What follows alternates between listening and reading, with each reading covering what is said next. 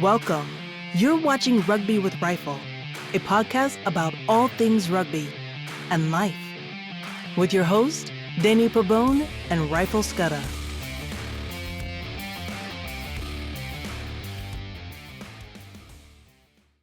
Welcome to Rugby with Rifle, a podcast about all things rugby and life. I'm joined here, as always, by my friend Rifle. Rifle, how you doing, sir?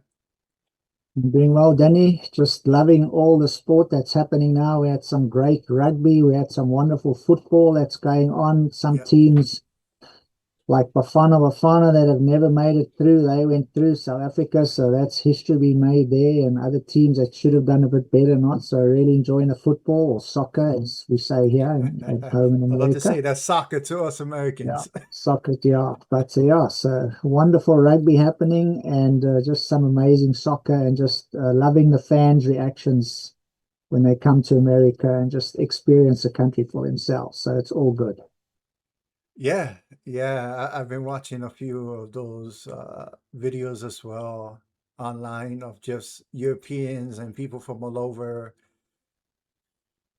the world just coming to America. They're amazed that what's that slogan in Texas? Everything is big in Texas. Yep.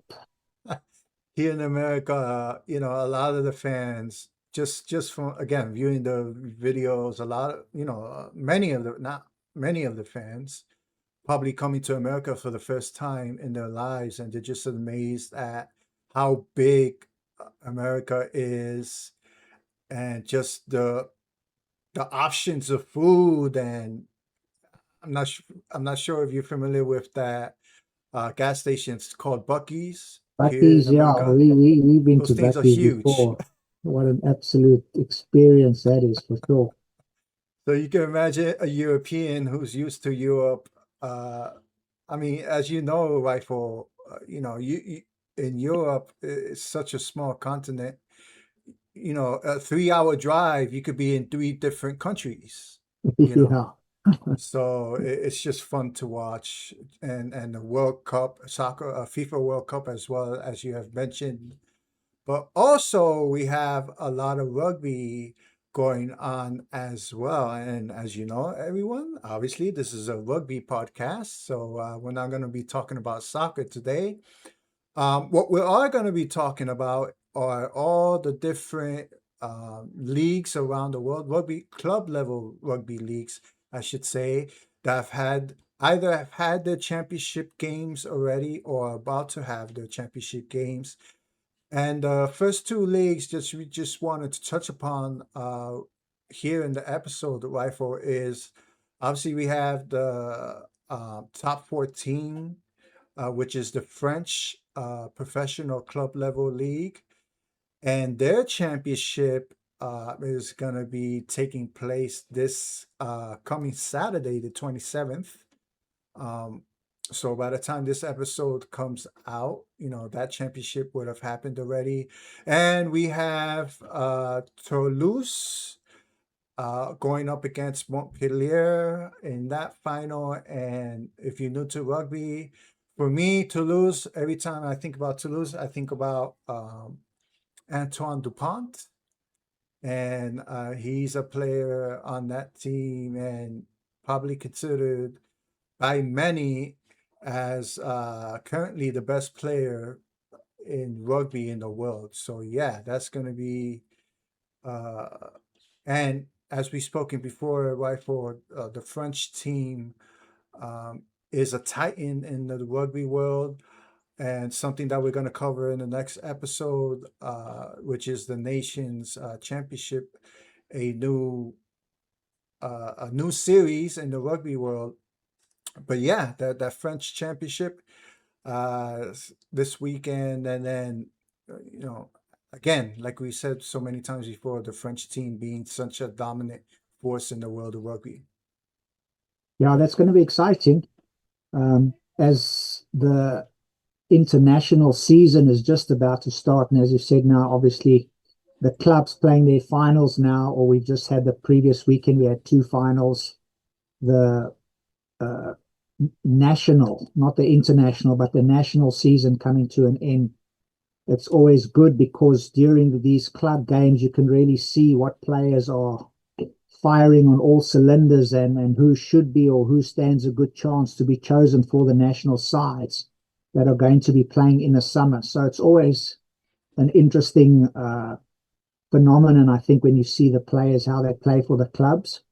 And then when the coaches and the selectors get together to see sometimes if they go with experience or if they go with maybe players that are doing very, very well in the club leagues, even though they haven't maybe played internationally. So we would say they haven't been capped yet, but they did so very good in the club seasons that maybe the coaches or the selectors want to give them a try. So that's always one thing that I look forward to is when these guys come together and they had most of the teams have already named their starting lineup, not their starting lineup, but the players that are eligible to play in the summer series. So that's very interesting to me to watch. But France, my goodness, what a team. And the finals this weekend, as you say, Bordeaux, not there, but Montpellier and taking on DuPont and his boys, it's huge. I mean, that is definitely one of the best club sides and competitions in the world, out and out. I mean, the French love their rugby and it's all at home, it's all there. So it's going to be a good final, I think. Yes, yeah, it is. And yeah, it's going to be a really good final. And we shall see how that final turns out because of the three finals or the other three leagues. Um, we've also had, like I've said, the Premiership rugby, which is the English uh, professional club level league in England, obviously. Um, they had their finals as well. And of the three finals that have taken place already from the different leagues around the world, this was the closest one. We had, again, Northampton Saints being the champions. They played at Exeter. And please forgive me, everybody, if I'm pronouncing that name wrong, because these English teams' names sometimes they're not pronounced the way they're spelled, at least to my American way of spelling. Well, So then yeah, please explain to me Arkansas. okay, yes. Every country, every country has. Okay, you got me there. It should be Arkansas. So yeah, and that game, the final score was 26-17, which was a pretty much, not a landslide as the other two championships were. And just one player on the Northampton Saints that we've mentioned many times on this program is the young Henry Pollock, exciting player. He loves the game. He brings excitement to the game. Um, and we've spoken about this at times. His teammates have had to calm him down during games because he gets so excited. One game that comes to mind is the France-England game in the Six Nations this past March. So yeah, congratulations to Henry Pollock. Still a young kid. Now he's a champion in the Premiership League of Rugby in England. Yeah, very interesting to see because he's obviously in Steve Bortwick's side. A lot of talk about him. As you said, brilliant player. Man, got a lot of speed, got everything to be a brilliant rugby player. So, as we often say, if he can keep his head on his shoulders and they can manage him well and just stay away from the unfortunate injuries, he's got a very, very illustrious career ahead of him. So it's going to be interesting to see him and how far he can go and what he can do for the English side. So very, very interesting prospect indeed. Yes, yes. Still young kid, and I'm sure he's gonna have, barring any injuries, major injuries, he's gonna have a lot of caps for the English national team in his career. So we shall see how his career pans out in the future. Once he decides to hang up, as they say, his cleats and decides to retire. Rugby, we call them boots. We don't say Oh, cleats. okay, boots. Hang up your boots, yeah.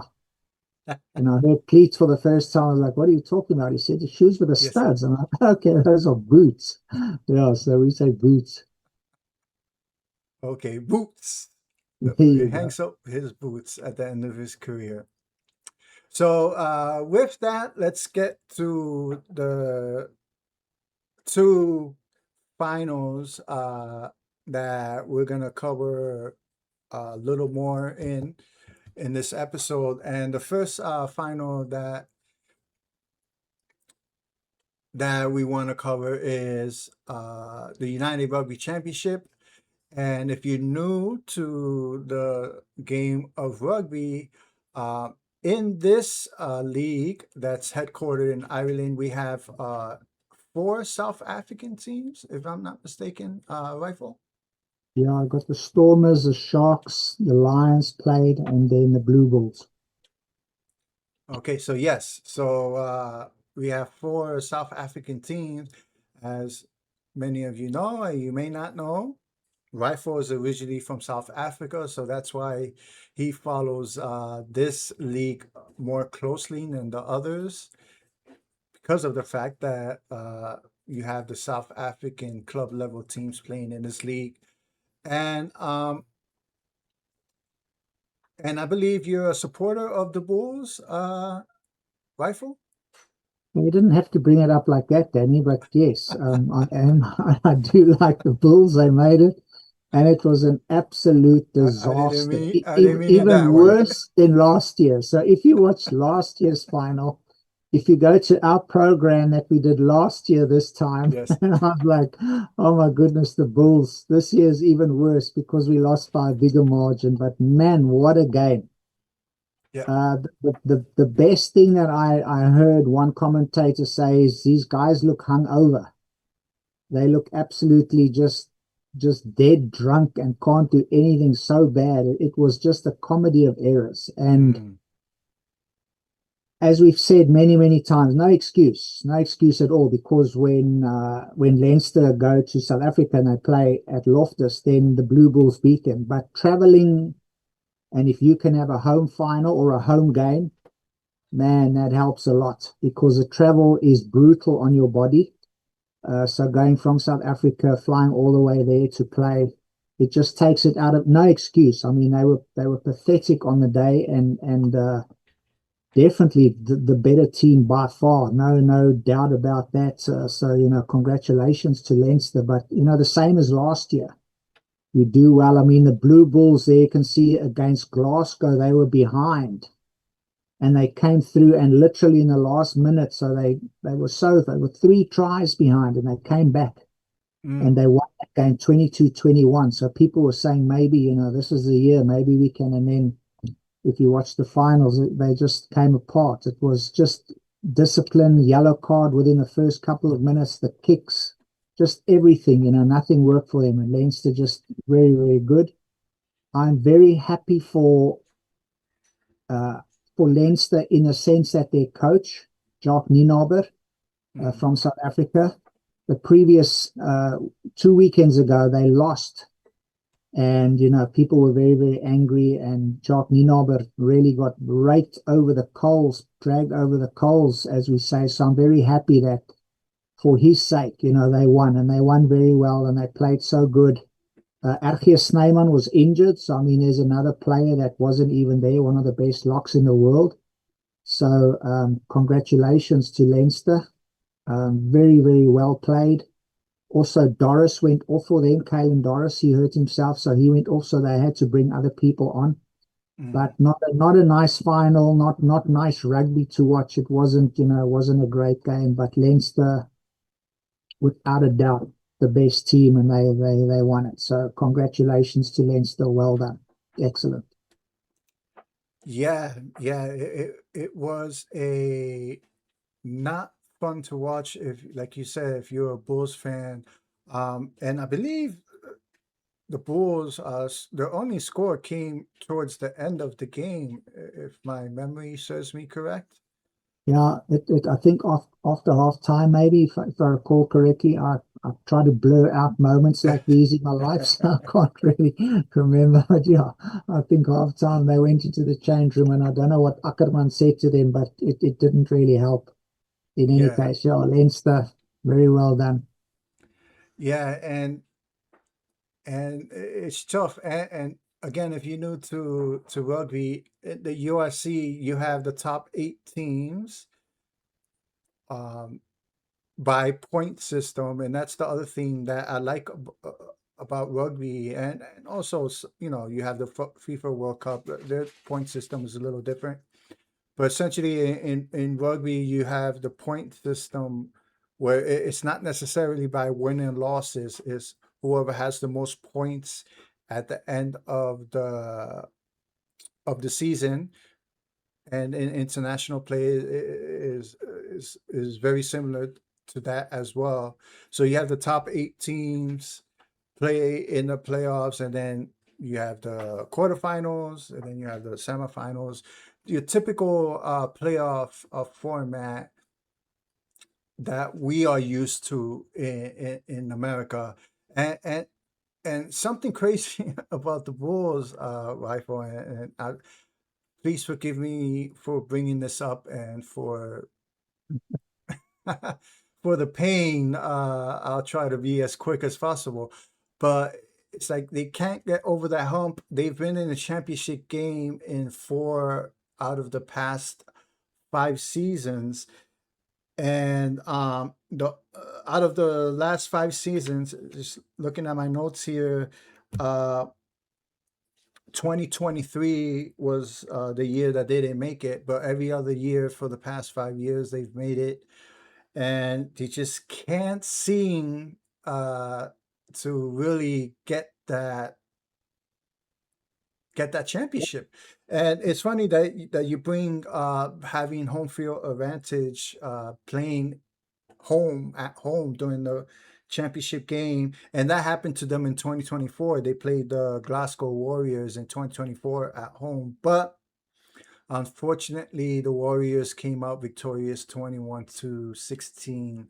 So I can't imagine the Bulls players, continuing to get your championship game, but for whatever reason they can't get over that hump and have that trophy in their hands at the end of the game.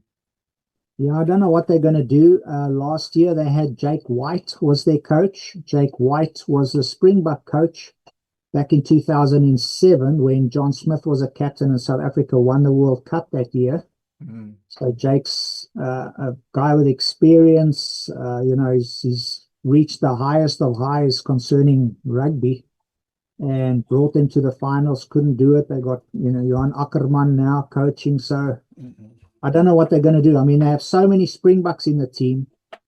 If you look on paper, how many Springboks they've got, just it doesn't make sense. I don't know why. I don't know. Like that guy said, they just look so hungover, which obviously they weren't. But knocking balls and kicking the ball directly into touch when you shouldn't, and the lineouts didn't work, and we got such good lineout players, and it was just I don't know. It was just a mess. So yeah, I don't know what they're going to do to fix it. It's not like they've got a bunch of coaches that have no idea what they're doing. These guys that Mhm. played for the Springboks, coached the Springboks, they've been at the highest level.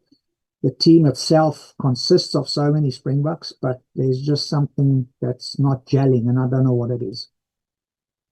Yeah, it's just a mystery. Yep. So let's just move on, rifle, to the next Yes, thank final. you, I please. won't put you through any more pain talking about this championship My game for the beloved Bulls. So the next finals that we wanted just to cover here is the Super Rugby finals. And again, this is another game that was just it was hard to watch. We have the Hurricanes, the champions of the Super Rugby 2026. They played the Chiefs. The final score in this game was 60-5. And just watching the highlights, um,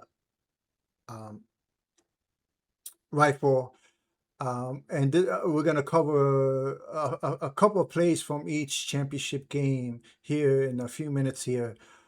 It just seems like the Hurricanes, even in this game, even when they committed mistakes, they somehow still were able to score a try. Yeah, it was amazing. And a lot of people saying, especially from New Zealand, that it's possible that the Canes could be the best club side in the world. They're just that Wow. good. And the Chiefs, almost like the Bulls, there all the time, and they get to the final, just couldn't pull it through. And people were saying maybe this year, the Chiefs, because they've been there before, Yep. but it was just on the day, just such good rugby by the Hurricanes at their home field, at what they call the cake tin, and they just absolutely blasted the Chiefs off the field. Such good rugby, everything worked for them. As you say, even when they made a mistake, they were able to repair and quickly fix whatever they did wrong and just continue. So a wonderful game there. Um, as I say, the Blue Bulls lost, but Leinster, it's almost the whole Irish side. Leinster could be Ireland.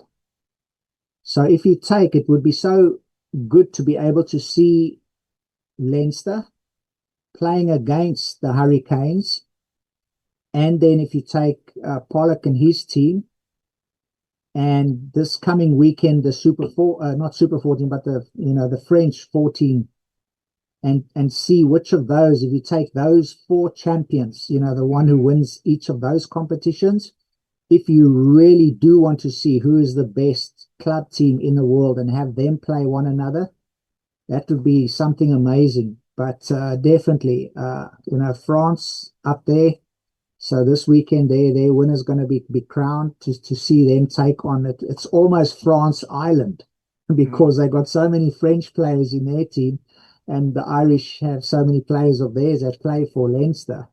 And what they are saying now is that Dave Rennie of New Zealand, he's got the pick of the crop now. If you take the Hurricanes, so many of those guys, they play so well together. Why don't you give them a chance to be in the All Black jersey? So very interesting, but a wonderful game if you're a Hurricane fan, and not so much if you're a Chiefs follower. But good rugby, a nice Super Rugby season came to a good end. So congratulations to the Canes who won it at home, and they deserved it on the day. They were by far the better team.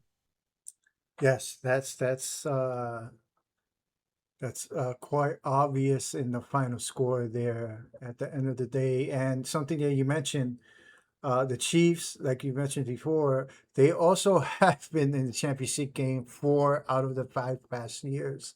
Yeah, And, like you said, just like the Wolves, for whatever reason, they can't find a way to host up that trophy at the end of the day of the game.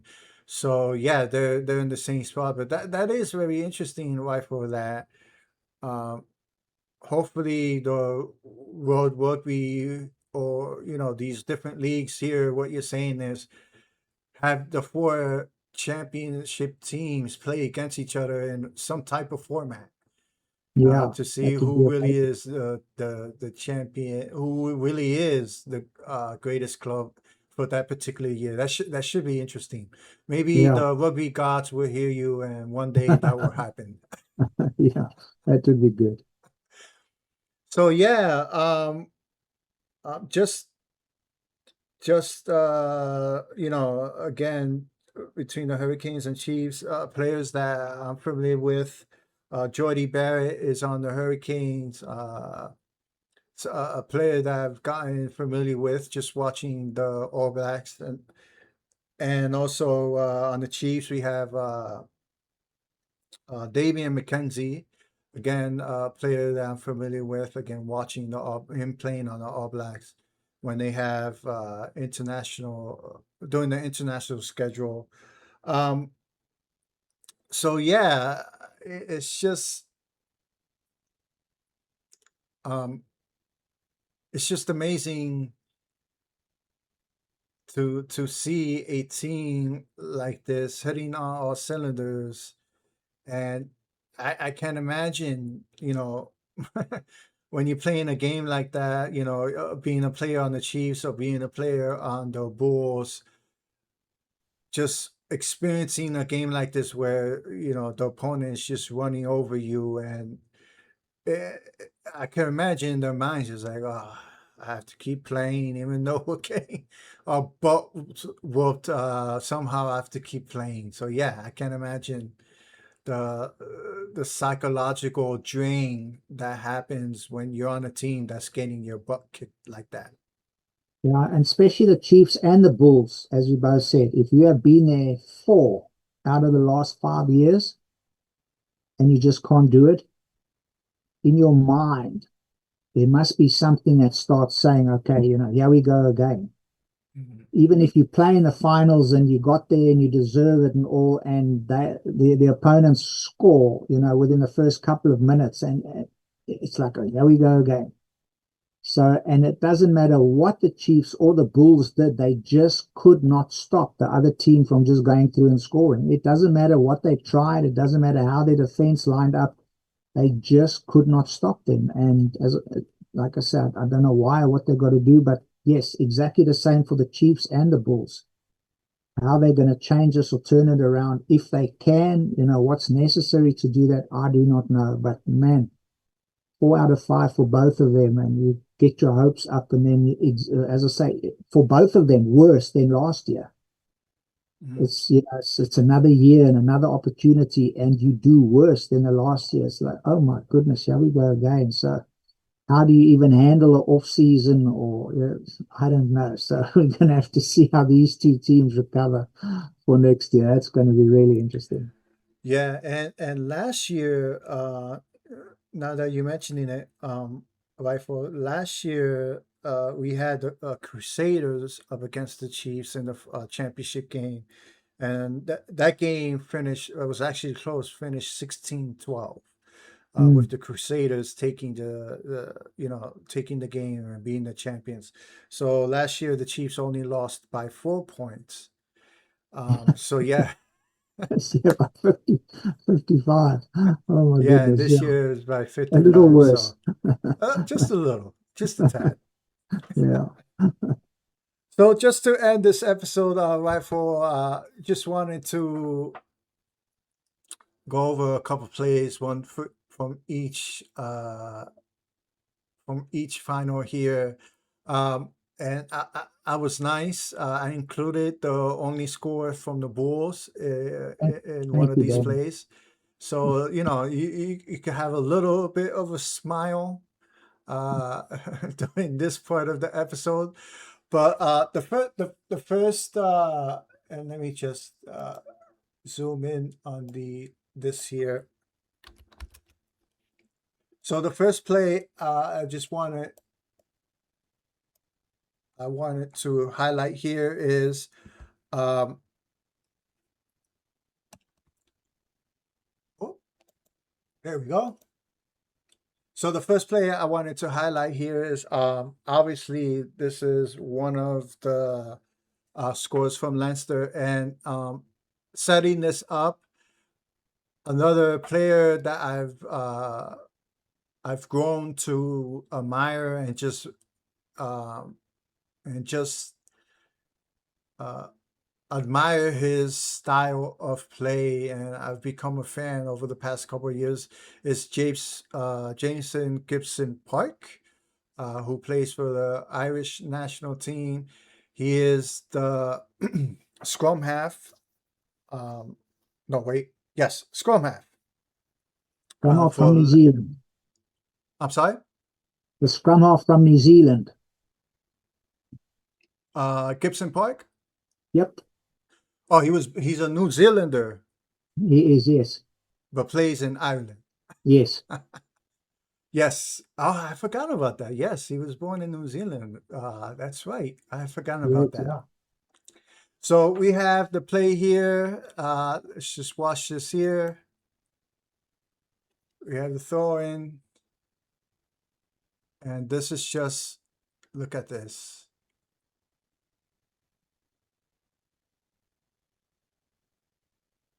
There's Rico Ioane, also a New Zealander. Wow.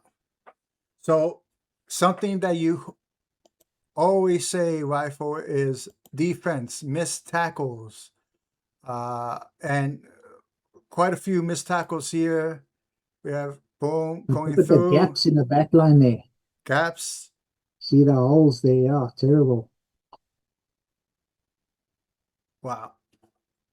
So yeah, I mean, missed tackles, gaps in the back line, and you just had Leinster on this particular play, just quick and it seems like you know you've said this a couple times in this episode. It's like seems like the Bulls were just drunk or on something. They just couldn't make plays. They couldn't make tackles, and even when you specifically even in this play, you had a couple of Bulls players actually have their hands on the player with the ball, but they couldn't bring them down, couldn't tackle them for whatever reason. So yeah, it must be hard to watch as a fan, seeing your team putting hands on the opponent, but can't bring them down. And Flip through, yeah, not good. yeah, so this happened on a few occasions during this game. And then the only score for the Bulls here, we have them coming out of a line out, and then creating more.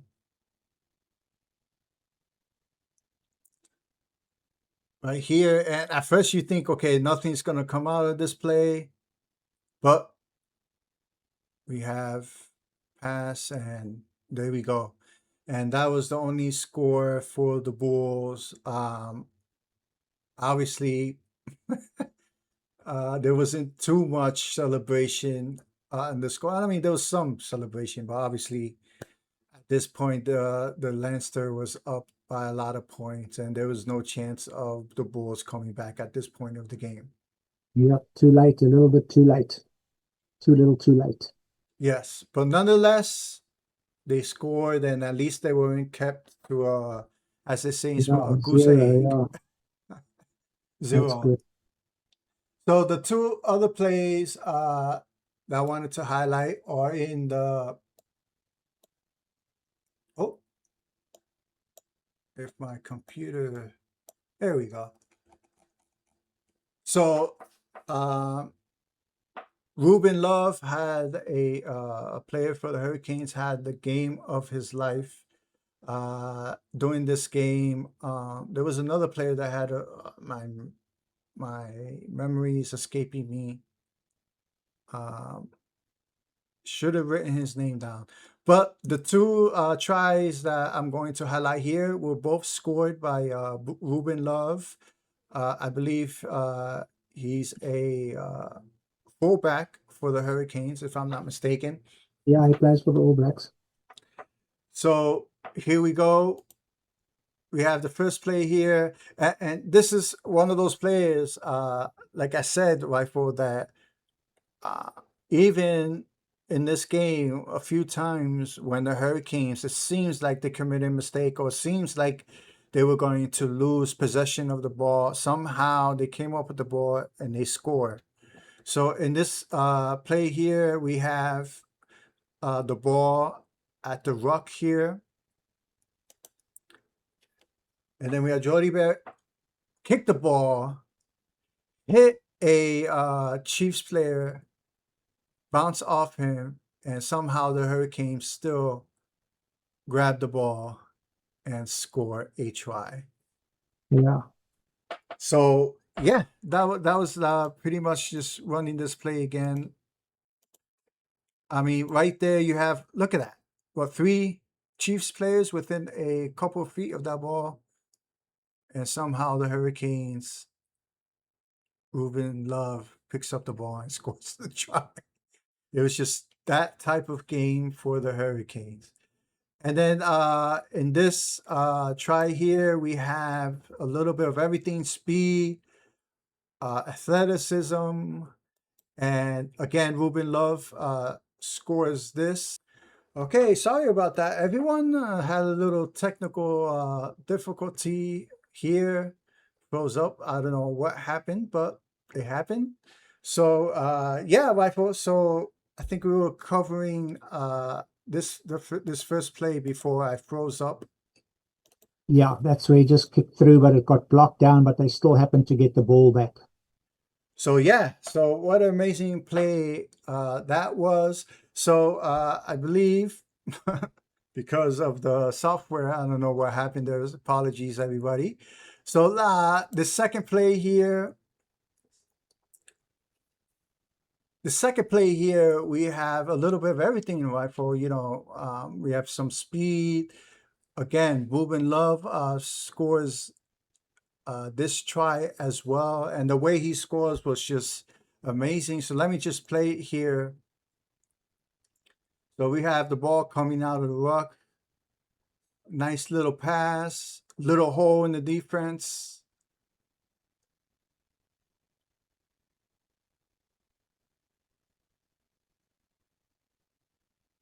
Now we have come here, and the way Ruben Love scores, I mean, this is just, look at that. Mm. So just watching the highlights and everything, when I first saw that, I was like, there's no way that he scored that try. There's no way at all. And Yeah, then when you watch the replay, he gets the ball just inside the touch line, just inside it, to score that try in midair. I'm like, wow, what a feat of athleticism that was. It was just an amazing thing to watch. yeah, just like a real gymnast. I think gymnasts would be very, very jealous of that move. That was great. Yeah. Yes, yes, yeah, that's right. The gymnast will be very impressed with that move that Ruben Love just pulled off on that try right there. As you can see, this at this point that made the game 53 with that try, 53-0, and then I believe they went on to convert to make the conversion kick. So yeah. I mean, it was just that type of day for the Hurricanes. Um, Everything they tried worked, and even when it didn't work, eventually it worked. Yeah, it still came out good. So yeah, so an amazing series of championship games. Again, we have the top 14 playing this weekend, and we shall see who are the champions of the top 14 after this weekend. So a lot of great rugby leading up into the international schedule this summer, Rifle. Yeah, it was a wonderful club season. Very excited about the international game starting, but definitely a lot of new players coming through, and some of the selectors and coaches have got to scratch their heads now to put players in or take players out just based on what they saw the guys do for their club. So very interesting summer it's going to be indeed. Yes, it is. And with that, everybody, I hope you enjoyed this episode, just covering the different championship games from the different club level leagues around the world. Rifle, as always, thank you, my friend. A lot of amazing rugby to come this summer. Very excited about that. Yeah, so my cheers everyone. Thanks for watching. So with that, everyone, take care, and until next time. Thank you for watching this episode of Rugby with Rifle. Remember to press the like button and subscribe to the channel if you haven't yet to support this podcast.